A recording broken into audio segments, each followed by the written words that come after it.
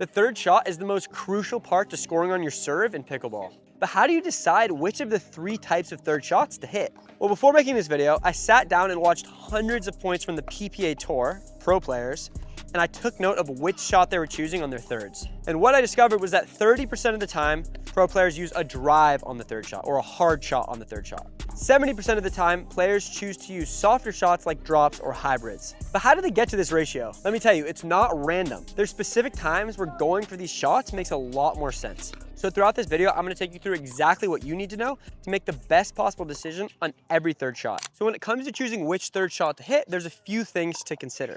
The first is the depth and the difficulty of the return. So you're hitting your third shot off of players' return. So in these examples, I'm gonna have Kennedy demonstrating third shots. When it comes to depth and difficulty, you may have heard that on shorter balls, you should go for more drives because it's obviously easier to hit the ball hard. And on harder balls or more neutral balls, you should be going for more drops. So I think that this is still true for the most part, but there are some additional things to consider, and the game has been changing a lot with more powerful paddles. So now I'm seeing a lot of players going for drives on really difficult third shots. So when somebody hits the ball to you really hard, sometimes it can be challenging to have enough control to go for a drop, especially if you're just getting into the game. So one thing I'm seeing is pros using drives on more difficult shots to essentially put themselves in a position to hit a drop on the next shot. So what that would look like is this. She's gonna hit a drive, the next one she's gonna hit a drop, and then she's gonna come in.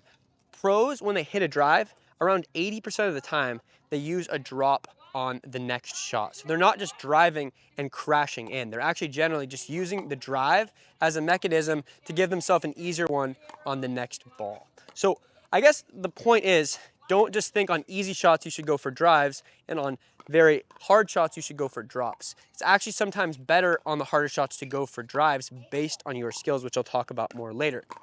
That said, as I mentioned, 70% of the time, pros are still using drops. So I think a rule of thumb is if you have time and if you're coordinated, you should be able to go for a drop most of the time, and that's generally gonna be the safer, more reliable option.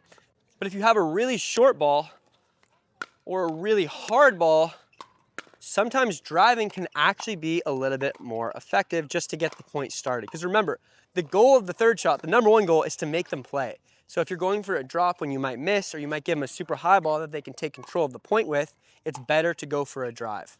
Another thing to consider is that at the pro level, pros are very good at responding to drives. At a recreational level, players are not going to be as good at it. They're not as good at reacting to hard shots. So at the rec level, you might want to bring the drive percentage up a little bit. So you don't need to be only driving 30% of the shots. If it's working, you can get that up to 50%, 60% even. I would keep it there though. You want to make sure you're developing your drops so that at higher levels, you have something reliable that you can move forward with. So as a recap of the section, if you struggle with drops on challenging shots, I recommend going for a drive on the third shot and then using a drop on the 5th shot to move forward. That's a really good play we call the drive drop combo that lets you move forward. On neutral balls where you have time, drops are always gonna be your best bet. So even if you don't have this shot, you should learn to develop it so that you can use it consistently. If you ever get a really easy ball like this, you probably are always gonna be better off attacking and driving because your opponents have less time to react. And if it's higher, you have a better angle over the net and you can control the point on that next shot with it. That's a general rule of thumb. Obviously, what we're gonna go over later is that it's not always the case. But in these circumstances, generally that's what you wanna do. Another thing that's really important in terms of what makes you decide to hit a drop, a drive, or a hybrid is the location of the return. So when I was watching the pros, one thing I noticed is that the number one time they would go for a drive is off of a forehand in the middle. So generally the left side player, because they're righty, when they get a forehand in the middle, it's a very likely time that they'd go for a drive. And the reason for that is because when you're driving from the middle, you can go right down the middle, and it's the shortest distance from the other side of the court. So it can be a little bit confusing. It's also, for most players, easier to drive with their forehand. So when it goes to that left side player, comes right to their forehand, they can drive. When the right side player, if they're righty, it's coming to their forehand, it's really far off the court, which, you know, generally players return down the middle, so it's not as common for it to be going to that right side player's forehand. So this is probably the number one return that you can go for a third shot drive on, right down the middle. When it comes to drops, you should be able to hit a drop off both sides. Like Kennedy, she can hit a drop on her forehand, and she can hit a drop on her backhand too. So when it comes to drives, you don't need to be able to hit a good drive from both sides. A lot of the pros almost exclusively drive from their forehand. So when it comes down the middle, that's why they're going for that shot a lot. And when it comes to forehands, you still need to be able to hit a drop, because 70% of the time pros are hitting drops, they're not driving from their forehand every time. They're doing it more from that side, but depending on the situation, you may need to be able to hit a drop from both sides. So if you don't have that, highly recommend developing it. It's gonna make you more of a complete player, and you're gonna have less holes in your game.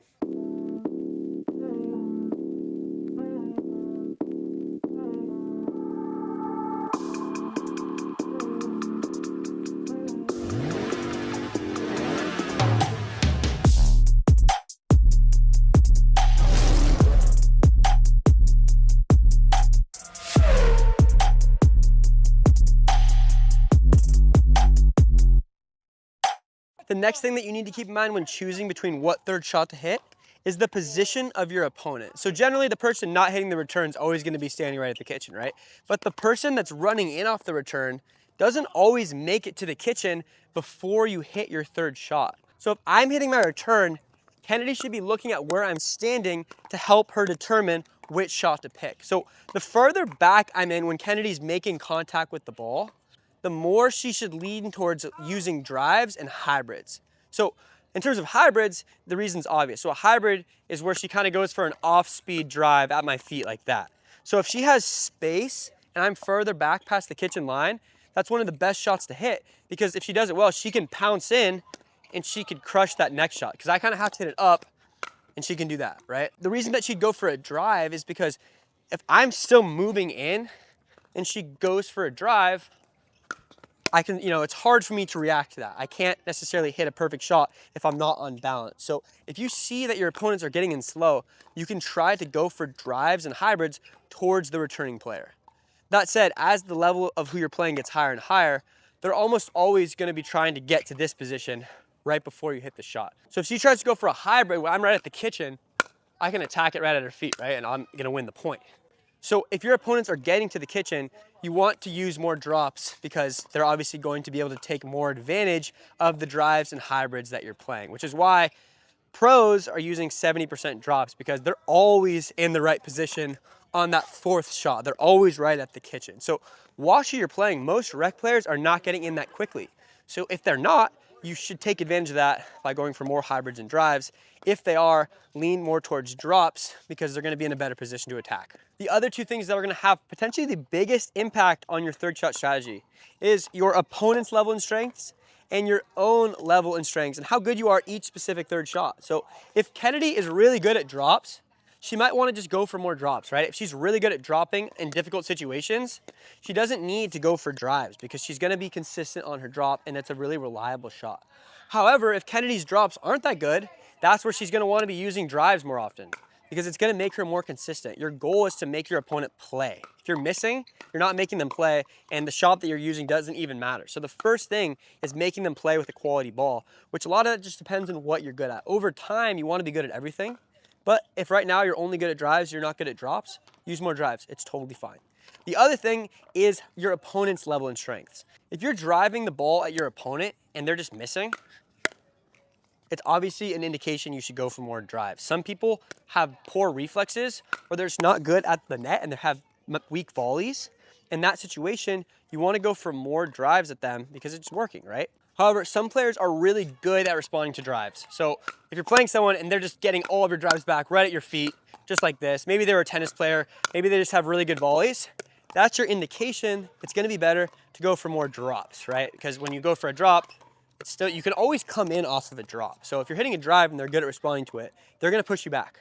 But a drop, it always allows you to come in, or it forces your opponent to make a bad decision where you can attack. So if they're good at responding to drives, go for more drops. If they're bad at responding to drives, go for more drives. You always want to adjust your strategy based on what your opponent is doing and how they're responding to your shots. You never want to have a one-size-fits-all approach when it comes to your third shot strategy. Every day when you go on the court, you're going to be playing different people and you're going to feel different on every shot. So you should tailor your strategy to what best suits you that day, and you're going to win way more games. And if you guys want to hear some double strategy tips that you might not have heard before, watch this.